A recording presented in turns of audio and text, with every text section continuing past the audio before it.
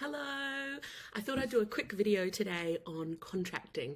What does it look like to become a contractor? What are some of my key tips when moving out of a permanent role into a contractor role?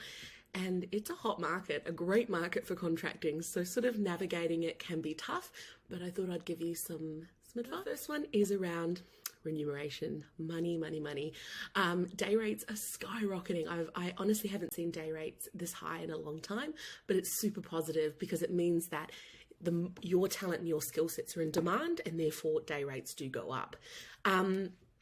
Be reasonable with day rates as well. I think sometimes people can go a little bit higher on the day rate, and the problem is it might only be a short contract. So there's a couple of other things I would take into consideration when working out your day rate. How long the contract is it a really interesting company? Will this work look great in my folio? There's definitely other factors. And is it remote? Do you need to work on site, or can you work from anywhere in Australia? Some of those factors will then go into your negotiate for the day rate.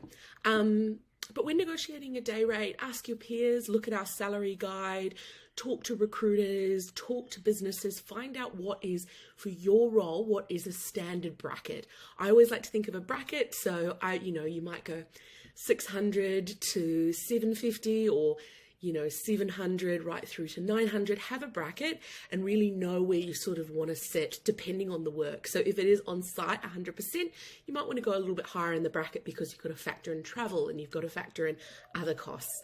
But yeah, have a chat. And normally most companies are given a budget, so they know exactly what they can pay for the role, and it is based on experience. So just have a really open and honest conversation. The thing is time, as I said about remote, find out how long the contract's going to be.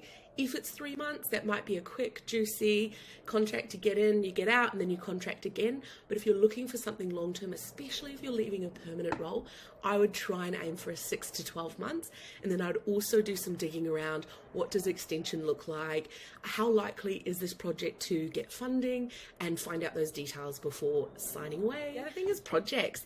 Lots of juicy, exciting projects come through for contractors, and it can look absolutely great on your folio, especially if it's a big business and it's high level stakeholders you're involved with and lots of customer touch points. It can be really juicy. So find out the project and make sure it's something that's going to benefit your career path. And then the last one is, I would just be really upfront and write down a list for yourself of things that are your non-negotiables when it comes to contracting. And money's in there, as I said, a bracket, maybe remote work, maybe on site, but write down what's important to you for your next career move. And then also I would really look at, what do you want to stay in the contractor game, or do you want to do a short-term contract and then go back into a permanent role?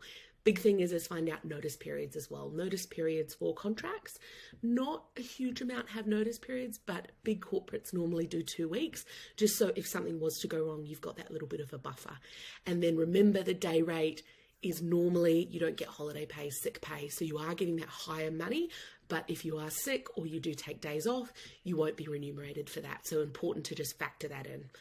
If you want to chat about salaries, day rates, contracting, just give me a message me on LinkedIn, or book a time. You can email me and book a time to have a chat. But have a lovely day. And my main advice would be, is if you're excited and you're interested in doing contracts, do it. It's a great market, and I don't see it slowing down in the contractor space. Have a lovely day.